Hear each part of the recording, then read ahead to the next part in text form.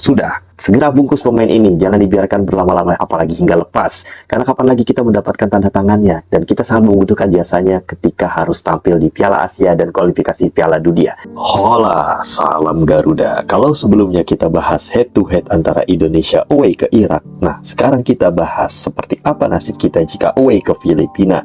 Seperti yang telah kita ketahui sebelumnya, setelah kita mengalami schedule yang padat dan bentrok dengan gelaran akbar Piala Dunia U17 di tanah air, akhirnya federasi kita memutuskan untuk bersurat langsung mengajukan pertukaran jadwal tuan rumah ke Federasi Sepak Bola Filipina, dan langsung direspon cepat dengan positif oleh Filipina. Pasalnya pada tanggal 16 November nanti saat kita sedang bermain away ke Basrah melawan tuan rumah timnas Irak di tanggal yang sama, Filipina pun juga sedang menjamu Vietnam di Manila, sehingga ini menguntungkan buat mereka dari segi persiapan dan kebugaran para pemain Filipina. Tentunya ini juga menjadi pertimbangan buat mereka karena tanpa harus capek-capek melakukan perjalanan lagi, belum lagi harus adaptasi lagi setiap mereka harus memainkan laga tandang. Sebenarnya mereka harus bertandang ke Indonesia, sementara dari keadaan di atas justru para pemain kita yang nampaknya bakal mengalami keletihan karena belum ada sebulan ini kan kita melakukan kualifikasi putaran pertama melawan Brunei. Kemudian para pemain abroad harus langsung kembali ke klub mereka masing-masing untuk menjalani kompetisi di liga mereka. Belum lagi tak sampai sebulan setelahnya mereka harus kembali lagi ke timnas dari klub mereka seperti Elkan Bagot dari Inggris, Struijk dan Jenner dari Belanda, kemudian Sandy Walsh dan Marcelino dari Belgia. Lalu ada nama seperti Patinama dari Norwegia, Asnawi dari Korea dan Arhan dari Jepang, Hordi Ahmad dan Sadil Ramdhani dari Malaysia. Jelas ini merupakan suatu kondisi yang cukup melelahkan yang memaksa mereka semua para ke-9 pemain abroad timnas ini harus terbang langsung melakukan perjalanan jarak jauh 2 kali dari klub mereka masing-masing menuju Basrah di Irak pada tanggal 16. Kemudian 5 hari setelahnya mereka juga udah harus terbang lagi ke Manila untuk bertandang menghadapi para pemain abroad Filipina yang mencapai 19 orang. Mengingat kualitas pemain lokal dan abroad kita yang sudah merata, meski terkadang belum tentu bisa tampil konsisten karena yang namanya performa pemain kan biasalah, it goes ups and down, kadang naik kadang turun tergantung faktor persiapan dan kebugaran para pemain yang kadang juga efek dari padatnya jadwal menjalani kompetisi di klubnya masing-masing, kemudian harus langsung melakukan perjalanan jauh demi membela negara. Belum lagi masalah klasik yang kerap menimpa, apalagi kalau bukan badai cedera yang terkadang menghampiri para pemain karena persiapan yang sangat mepet. Nah, disinilah peran penting para pemain lokal dibutuhkan untuk melapisi para pemain abroad dengan level dan kualitas serta kebugaran yang mereka miliki untuk perform melawan para pemain lawan yang secara kualitas dan pengalaman jauh di atas mereka. Ya, anggap saja sebagai jaga-jaga kalau para pemain abroad kita ini mengalami masalah kebugaran seperti kelelahan atau cedera. Itulah mengapa STY dan Erick Thohir berupaya terus menumpuk para pemain belakang yang bermain di level Eropa untuk melapisi kedalaman skuad yang sewaktu-waktu bisa tidak diisi oleh para pemain starter langganan tim nasional Indonesia.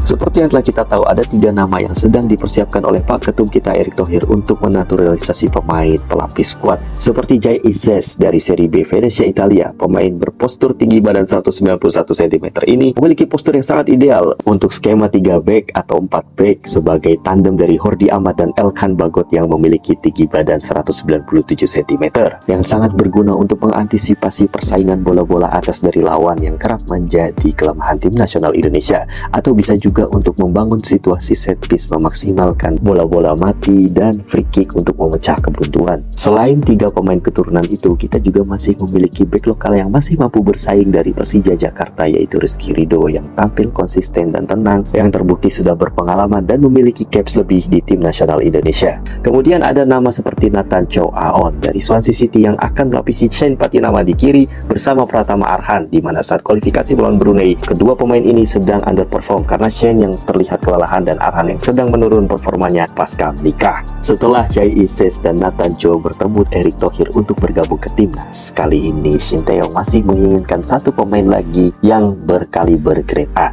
Siapa lagi kalau bukan Kevin Dix yang saat ini tampil bersama FC Copenhagen dan mampu tampil konsisten tak tergantikan di skuad utama tersebut, yang bahkan sanggup menembus hingga tampil di UEFA Champions League. Salah satu pemain yang bahkan merasakan rasanya bertarung melawan tim setan merah di Old Trafford. Kapan lagi kan timnas kita memiliki pemain sekaliber grade A yang pernah mencicipi rasanya bermain melawan MU. Bahkan pemain sekelas Marcus Rashford dan Højlund kesulitan sepanjang babak pertama dalam menembus gawang FC Copenhagen yang salah satunya dikawal oleh Kevin Dix ini, sebelum akhirnya tandukan Harry Maguire memecah kebuntuan di menit ke-70. Sebenarnya FC Copenhagen ini mampu menyamakan kedudukan di akhir-akhir laga yang unfortunately penalti mereka mampu diantisipasi dengan baik oleh Andre Onana. Kesimpulannya MU kemarin itu diselamatkan oleh dua Lord yang selama ini menjadi bahan bulian masyarakat internasional. Ya, tentu ini akan menjadi tembok yang kuat di jantung pertahanan kita. Apalagi jika Sinteyong memiliki permainan skema 3 back, tentu Kevin Diaz ini sudah familiar dan kemungkinan bakal nyetel dengan permainan Sinteyong ini. Karena ini adalah makanan dia di FC Copenhagen. Dia sering memainkan skema ini dengan pelatihnya di klubnya itu. Saya pikir banyak daripada penggemar sepak bola Indonesia menginginkan agar federasi segera membungkus pemain ini dan memberikannya kepada Sinteyong. Sudah, segera bungkus pemain ini, jangan dibiarkan berlama-lama apalagi hingga lepas. Karena kapan lagi kita mendapatkan tanda tangannya, dan kita sangat membutuhkan jasanya ketika harus tampil di Piala Asia dan kualifikasi Piala Dunia. Karena ya kita harus bisa bersaing pada kompetisi ini, karena ini adalah pembuktian untuk Sinteyong dalam menentukan nasibnya apakah ia diperpanjang atau diputus, mengingat kontraknya hanya sampai 6 bulan ke depan. Sebelumnya dari mulut Kevin Diaz sendiri menginginkan agar federasi bergerak cepat untuk memproses dirinya.